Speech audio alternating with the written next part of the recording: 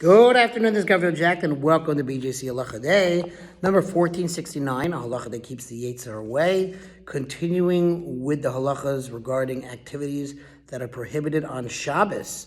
The Kitzer, which is the author of this book, now discusses rabbinic restrictions related to the malacha of koitzer, which means reaping. The law is that any fruit that was attached to a tree at the beginning of Shabbos and became detached on Shabbos is prohibited for consumption until after Shabbos, even if it fell from the tree by itself. Moreover, as we will learn below in chapter 88, halacha number 4, it is even prohibited to move such a fruit on Shabbos because it is muksa. The Kitzer discusses a ramification of this law.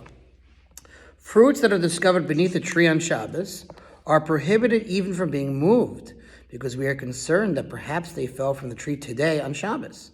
Similarly, with regard to any fruits that are in an idolatrous possession on Shabbos, if there is reason to suspect that perhaps they are picked today, they are prohibited even from being moved.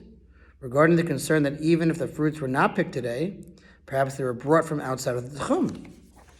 Okay, and that concludes the halacha. Let's do a little commentary here. So, starting on commentary 83 here. The same prohibition applies to vegetables that became detached from the ground on Shabbos.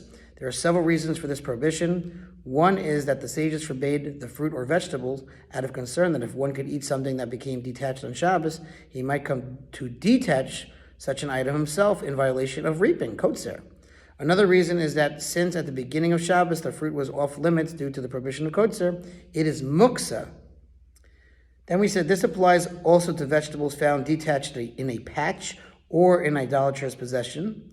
It should be noted that even if it is known that the fruits or vegetables were detached before Shabbos, they are still in the area where they grew. One is permitted to pick up only one at a time and eat it. Gathering several at a time would constitute the malacha of ma'amer, gathering. We will learn below in chapter 95 that on Shabbos it is prohibited to walk beyond a specific distance known as the tchum. It is similarly prohibited to use any item that was brought from beyond that distance on Shabbos. In many instances, the item is forbidden for use on Shabbos if it was brought even by an idolater from beyond the tchum.